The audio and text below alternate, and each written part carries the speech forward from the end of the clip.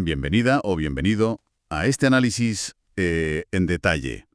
Hoy ponemos bajo la lupa un documento legal, o bueno, mejor dicho, el análisis que ya se ha hecho de él. Tenemos un informe que destapa, pues, una serie de deficiencias bastante llamativas, la verdad. Sí, la verdad es que el análisis es minucioso. Nuestra tarea aquí es intentar entender qué significan realmente estos fallos. Y ojo, que no hablamos solo de ratas sin más. Hay incongruencias temporales que, vamos, desafían la lógica. Ajá. Usos de conceptos que parecen indicar un desconocimiento importante de base. Y luego esos pequeños deslices gramaticales que, bueno, todos juntos pintan un cuadro un poco preocupante. La pregunta es, ¿qué nos dice todo esto sobre lo importante que es la precisión en el mundo legal? Fundamental, diría yo. Y para meternos ya en materia, empecemos por lo que a mí por lo menos me parece más chocante, lo que casi te hace releer la frase, ¿sabes? Una contradicción en las fechas que parece, no sé, sacada de una peli de viajes en el tiempo. Ok, vamos a desgranar esto un poco. Venga. El informe que tenemos señala un documento que está fechado el 11 de marzo de 2025. Hasta aquí, bueno, una fecha. Este documento, según se indica, pertenece al procedimiento. Auxilio Nacional, número procedimiento 0001020-2020, ¿vale? Un procedimiento del 2020, sí. Exacto, un número de procedimiento, un año asociado, 2020. Pero aquí viene lo bueno, lo increíble. El texto de ese mismo documento dice que actúa en respuesta a un oficio del Auxilio Nacional 10-02-024. ¡Uf! A ver, recapitulemos porque suena raro, ¿no? Raro es poco. Un procedimiento que se inició formalmente en 2020 está contestando a una solicitud a una actuación de 2024. Madre mía. Parece que este documento necesita, no sé, un DeLorean para tener sentido. O bueno, siendo menos cinematográficos, aquí hay un error monumental. Monumental, sí. Y conceptualmente demoledor desde una perspectiva jurídica. Lo fascinante y a la vez alarmante es esa ruptura total de la lógica. ¿De la secuencia? En derecho, como en muchas otras disciplinas formales, la trazabilidad y la cronología no son adornos, son, vamos, la columna vertebral de la validez de los actos. Claro. Un procedimiento no puede, bajo ninguna circunstancia lógica, responder a una actuación futura. Una actuación que ocurre después de su propia referencia temporal. No tiene ningún sentido. Ninguno. Esta discrepancia tan flagrante entre el año del procedimiento, 2020, y el año de la actuación a la que supuestamente responde, 2024, pues es como mínimo un indicador de un error tipográfico grave, muy grave. O sea, se han equivocado al teclear. Pues sí, no más probable. Quizás el año 2020 está mal, o quizás es el 2024 el que está mal, o incluso podría ser un error en el número del auxilio al que se refieren. Pero, sea cual sea el origen exacto del error, la cuestión es... Entiendo que es un error obvio, pero ¿podría haber alguna explicación rebuscada? No sé, alguna norma procesal rarísima que justificara algo así. ¿O estamos simplemente ante un caso de descuido, de falta de revisión? Mira, aunque en derecho siempre hay recovecos y excepciones para casi todo, Ya. es extremadamente improbable, casi imposible, diría yo, que exista una justificación procesal para una inconsistencia temporal tan básica. Lo más probable, casi seguro, es que sea un error humano, un descuido, se me ha ido el dedo. Vale. Consecuencias que tiene. Esto genera una ambigüedad radical. ¿A qué actuación real responde este documento fechado en 2025? Si la referencia temporal es incoherente. No se sabe. Exacto. Sin una referencia clara y cronológicamente lógica, la validez de este acto queda, pues, muy comprometida. Pone en duda toda la cadena procesal que viene detrás, o que debería venir, y afecta directamente a la seguridad jurídica. ¿Qué es exactamente la seguridad jurídica, para que todo el mundo lo entienda? Pues es esa confianza fundamental que debemos tener en que las normas y los procedimientos son claros, son estables y se aplican de forma predecible, que no dependan de casualidades o errores. Y un documento así, con este fallo, pues dinamita esa previsibilidad, la hace saltar por los aires. Queda claro. Queda clarísimo. Empezar con una paradoja temporal como esta ya es un mal augurio para el documento. Pero el análisis que nos sirve de guía no se queda ahí. Detecta también lo que llama un error de concepto, algo que tiene que ver con las palabras que se usan. En concreto, se fija en el término auxilio nacional. Exacto, y este es un ejemplo perfecto de por qué la precisión en la terminología jurídica no es una cuestión de purismo lingüístico, de ser tiquismiquis con las palabras. No es solo por hablar bien. No, es una cuestión de rigor funcional. En el sistema judicial español, la figura para la cooperación entre distintos órganos judiciales, ya sean juzgados, tribunales, de diferentes sitios o niveles, tiene un nombre muy específico y muy consolidado. Y ese nombre es auxilio judicial. Auxilio judicial. Vale. Utilizar auxilio nacional de forma reiterada, como parece que hace este documento, es conceptualmente incorrecto en este contexto. Es como si, no sé, en un informe médico hablaran de inflamación del miembro cefálico en lugar de dolor de cabeza. Entiendo. Suena parecido, pero no es lo técnico. Exacto. Denota una falta de precisión técnica. O, por poner otro ejemplo quizá más universal, es como llamar al FBI el negociado federal de vigilancia policial. Vale, se intuye la idea. Se intuye, claro, pero revela una falta de familiaridad fundamental con la estructura y la terminología correctas del sistema en el que estás operando. Vale, es técnicamente incorrecto. Lo pillo. Pero, siendo prácticos, ¿no crees que, en el contexto de todo el documento, pues cualquiera que trabaje en esto entendería que se refieren a la cooperación entre juzgados? Quiero decir, ¿realmente esto llega a entorpecer el proceso? ¿O es más una cuestión de imagen, de demostrar falta de profesionalidad? Pues yo creo que es una mezcla de ambas cosas, y ahí está el problema. Por un lado, sí, es muy probable que un operador jurídico con experiencia, un juez, un abogado, deduzca a qué se refieren. Claro. Pero el derecho formal no debería basarse en deducciones o en la buena voluntad del que interpreta. La precisión terminológica busca precisamente eliminar la ambigüedad, no invitar a que la resolvamos nosotros. Usar el término incorrecto abre una puerta, pequeña si quieres, pero existente, a la confusión, o incluso a una impugnación formal por un defecto de forma. O sea que sí podría tener consecuencias prácticas. Podría. Y por otro lado, como bien apuntas, es una cuestión de rigor y de profesionalidad.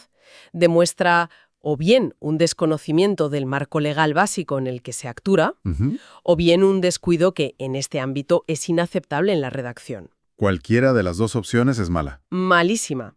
Cualquiera de las dos mina la credibilidad del documento y, por supuesto, de quien lo emite. La claridad y la precisión terminológica son esenciales para esa seguridad jurídica de la que hablábamos antes. No es negociable llamar a las cosas por su nombre correcto en un ámbito donde las palabras tienen consecuencias legales directas. No puede ser. Entendido. El lenguaje importa, y mucho. Así que ya tenemos un problema de lógica temporal que roza lo absurdo. Sí, Y un problema de lenguaje técnico que denota como mínimo falta de rigor. eso es. Y la cosa no acaba ahí, porque el análisis baja todavía más al detalle, a esos errores que a veces, quizá pasamos por alto. La ortografía y la puntuación. Aquí es donde se pone realmente interesante, o quizá deberíamos decir preocupante, ¿no? Ver cómo se cuidan o no se cuidan los fundamentos del lenguaje. Ajá. El informe da ejemplos concretos. Por ejemplo, la palabra oficiese, que aparece usada sin tilde. Vamos, creo que todos aprendimos en el colegio que las palabras esdrújulas se acentúan siempre. Oficiese lleva tilde en la i. Parece una nimiedad, ¿verdad? Parece. Pone modo de impugnación, recurso de reposición. Así, de corrido. El análisis indica que ahí faltan los dos puntos después de impugnación. Lo correcto sería modo de impugnación, recurso de reposición, para introducir claramente cuál es ese modo. Son detalles pequeños, sí, pero suman. Son detalles que individualmente podrían parecer menores. Es cierto, tienes razón. Es verdad que la falta de una tilde en oficiese o la ausencia de esos dos puntos probablemente no impidan comprender el sentido general de la frase en estos casos concretos. No te van a cambiar el resultado de un juicio por sí solos. No, seamos realistas, no lo van a hacer. Exacto. Entonces, ¿no podríamos argumentar que señalar estos errores es un poco, no sé, como buscarle tres pies al gato? Si ya tenemos un documento que viaja en el tiempo y usa terminología inventada, ¿realmente importa una tilde? ¿O unos dos puntos? ¿No es distraerse con lo pequeño en lugar de centrarse en lo gordo, en lo importante? Entiendo la objeción, de verdad, pero creo que es mirar el problema desde el ángulo equivocado. No se trata de que una tilde olvidada sea por sí misma una catástrofe jurídica, no lo es.